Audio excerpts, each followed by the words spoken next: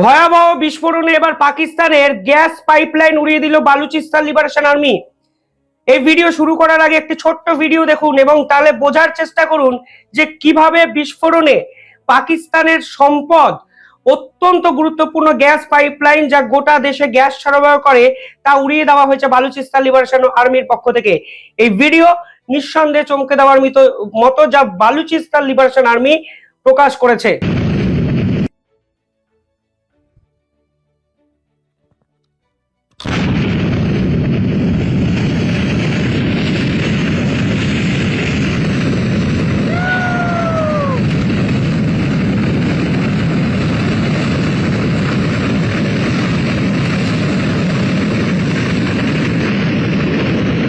দেখুন, এই gas line উড়ে যাওয়ার পর পাকিস্তানের গ্যাস সরবরাহ রীতিমতো ভেঙে পড়েছে এবং পাকিস্তানের অত্যন্ত গুরুত্বপূর্ণ গ্যাস সরবরাহ কোম্পানি সুই সারদান গ্যাস কোম্পানি তারা জানিয়েছে তাদের 18 ইঞ্চির একটি পাইপলাইন সম্পূর্ণভাবে ধ্বংস হয়ে গেছে।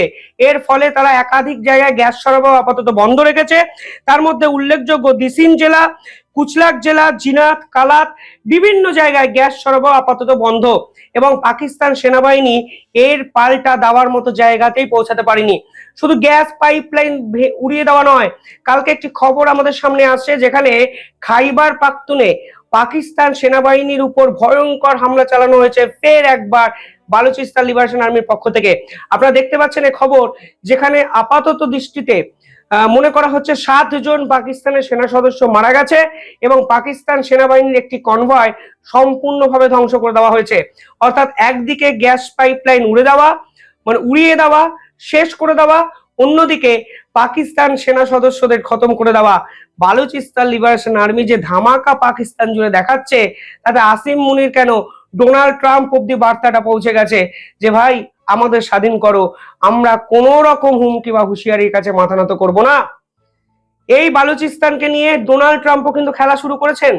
এই বালুচিস্তানের সিপেক করিডর চীনের যে তৈরি হয়েছে, তার বিপক্ষে কিন্তু একাধিক পদক্ষেপ ডোনাল্ড ট্রাম্পের পক্ষ থেকে নেওয়া হয়েছে এবং বালুচিস্তানে আমেরিকা এবার ঢুকে যাওয়ার একটা প্রবণতা বা তারা চেষ্টা করছে এবং পাকিস্তানের আসিম মুনির এবং শেহবাজ শরীফ যারা অত্যন্ত উন্নত মানের সেলসম্যান, এই বালুচিস্তানের মাটির তলায় রেয়ার আর্থ মিনারেলস আছে, এই ধরনের একটা স্বপ্ন বিক্রি ডোনাল্ড ট্রাম্পের কাছে করে দিয়ে চলে এসছেন। আর এরপরেই তারা বালুচিস্তান লিবারেশন আর্মিকে নিষিদ্ধ ঘোষণা করে দিয়েছে। ভাবখানা এমন যে আমেরিকা নিষিদ্ধ ঘোষণা করে দিলেই হয়তো বালুচিস্তান আর্মি ভয়ে চুপসে যাবে, কর্মকাণ্ড তারা বন্ধ করে দেবে। উল্টে দেখা যাচ্ছে তারা তাদের এফেক্টিভনেস 100 গুণ বাড়িয়ে দিয়েছে। তারা কনভয়কে আগে আইইডি বিস্ফোরণে ওড়াতো, এখন গাড়ি দাঁড় করাচ্ছে, সামনে থেকে গুলি করে দিচ্ছে এবং পাশাপাশি পাকিস্তানের যে গুরুত্বপূর্ণ ইনফ্রাস্ট্রাকচার, তার মধ্যে অন্যতম হলো এই গ্যাস পাইপলাইন, তা কিন্তু বিস্ফোরণে সম্পূর্ণভাবে উড়িয়ে দেওয়া হয়েছে। এই আসিম মুনিরের পক্ষ থেকে 2 দিন আগে ভারতকে হুঁশিয়ারি দিয়ে বলা হয়েছিল, ভাই পারমাণবিক হামলা তোমার উপর চালাবো, তুমি তৈরি হয়ে যাও। আর আজকে দেখুন, পারমাণবিক হামলা তো দূরের কথা, তাদের দেশে একাধিক বিদ্রোহী গ্রুপের আন্দোলন, একাধিক বিদ্রোহী গ্রুপের সেনাবাহিনীর বিপক্ষে লড়াই আজকে দেশটাকে কোথায় নিয়ে চলে গেল।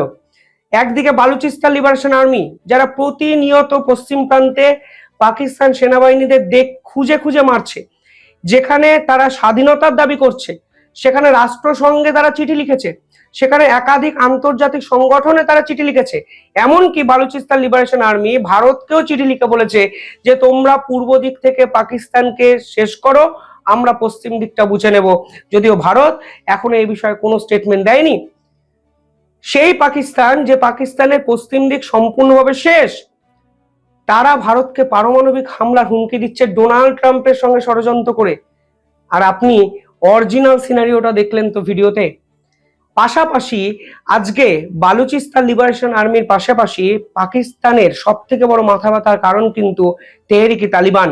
কারণ এই তেহরিকি তালিবান আফগানিস্তানের ব্যাকিং এ চলে বলে বিশেষজ্ঞরা মনে করেন এবং আফগানিস্তানের তালিবানরা এই তেহরিকি তালিবানকে প্রকাশ্যে সমর্থন করে কিছু ক্ষেত্রে, তা কিন্তু পাকিস্তান সরকারও জানে এবং জানে বলেই তারা কাবুলে ঢুকে একটি এয়ার স্ট্রাইক করার চেষ্টা করেছিল, কিন্তু যদিও তাদের যে চেষ্টা সম্পূর্ণভাবে ব্যর্থ হয়ে যায়, আফগানিস্তান ডুরান্ট লাইন সম্পূর্ণভাবে গুড়িয়ে দেয়।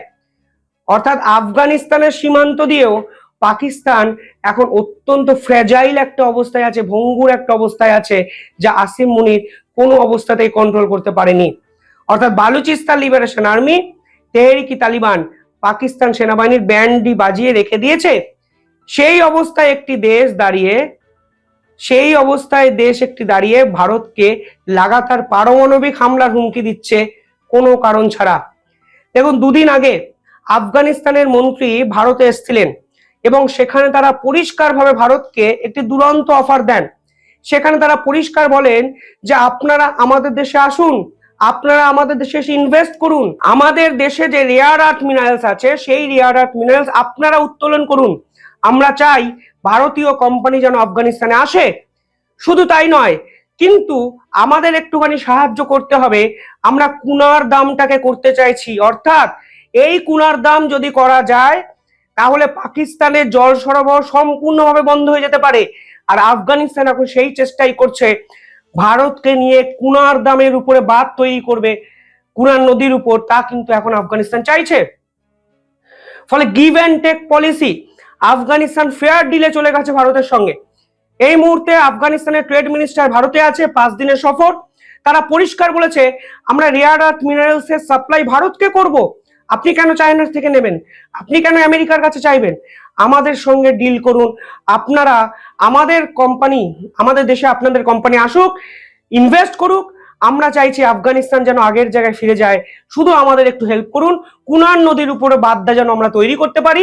আর এই কুনার নদী হলো সিন্ধুর একটি উপনদী, যা পাকিস্তানের পাঞ্জাব প্রদেশে জল সরবরাহ করতে সাহায্য করে।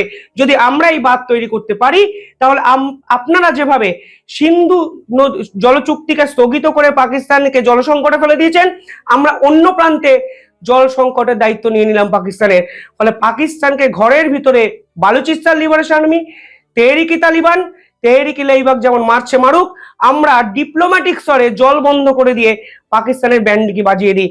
এবার ভারত এই চুক্তিকে অ্যাকসেপ্ট করবে কি করবে না তা অনেক পরের প্রশ্ন, কিন্তু নিঃসন্দেহে অত্যন্ত গুরুত্বপূর্ণ একটি অফার আফগানিস্তান এই মুহূর্তে পাকিস্তানকে করেছে, মানে পাকিস্তানকে থামাতে ভারতকে করেছে। শুধু তাই নয়, কালকে আফগানিস্তানের মিনিস্টার অত্যন্ত ভালো একটি গুরুত্বপূর্ণ স্টেটমেন্ট দিয়েছেন। তিনি পরিষ্কার বলেছেন যে সকল হিন্দু, যে সকল শিখ, যে সকল মাইনরিটিস আফগানিস্তান ছেড়ে চলে গেছেন তারা দয়া করে আমাদের দেশে ফিরে আসুন। আমরা নতুন আফগানিস্তান তৈরি করতে চাইছি। আমাদের তালিবানকে নিয়ে ভুল ধারণা আছে অনেকে ভাবেন হয়তো তালিবান মানে অ্যাগ্রেশন, আমরা নিজেদের অবস্থান থেকে সরে আসছি। আমাদেরকে হেল্প করুন রিবিল্ড করতে, আফগানিস্তানকে নতুন আফগানিস্তান তৈরি করব। আপনি স্টেটমেন্ট দেখতে পাচ্ছেন স্ক্রিনের মধ্যে।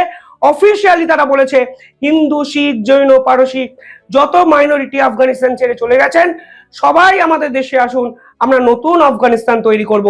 এবং এই বার্তা নিঃসন্দেহে পাকিস্তানকেও একটা জোরালো বার্তা যে আফগানিস্তানকে নিয়ে তোমরা ওয়ার্ল্ডে মিথ্যে প্রচার করো, সেই আফগানিস্তান আর আগের আফগানিস্তান নেই। নতুন স্বপ্ন দেখছে আফগানিস্তান ভারতের হাত ধরে। ভারত আফগানিস্তানের পাশে আছে। ব্যবসা বাণিজ্য, চাবাহার পোর্ট তৈরি, একাধিক ট্রেড এগ্রিমেন্ট, সমস্ত কিছুতেই আফগানিস্তান বদলে যেতে পারে। এবং আফগানিস্তান পরিষ্কার বলেছে তোমরা যেভাবে সালমা দাম করেছিলে সেইভাবে কুনার দাম এসে করো। আগের সরকারকে তোমরা সাপোর্ট করেছো, আমাদেরও সাপোর্ট করো। আমরা তোমাকে 100% সিকিউরিটি গ্যারেন্টি দেব যদি তোমাদের কোম্পানি আফগানিস্তানিকে rare earth minerals oriented project করে। এটা যদি হয় তাহলে ডোনাল্ড ট্রাম্পের আগ্রাসন থেকেও আফগানিস্তান মুক্ত হবে, সেটা তারা জানে। আর ঘরের ভিতর পাকিস্তান দেখুন, একদিকে যেমন প্রতিবেশী রাষ্ট্র চাপ দিয়েছে, ঘরের ভিতর তাদেরই বিদ্রোহী গ্রুপ একের পর এক ইনফ্রাস্ট্রাকচারকে ভেঙে ধ্বংস করে দিচ্ছে, যার রেমেডি এই আসিম মুনিরের কাছে নেই। যাই হোক, কমেন্টে জানাবেন কিভাবে দেখছেন এই পুরো বিষয়টি। দেখতে থাকুন দ্য ইন্ডিপেন্ডেন্ট বেঙ্গল। ধন্যবাদ।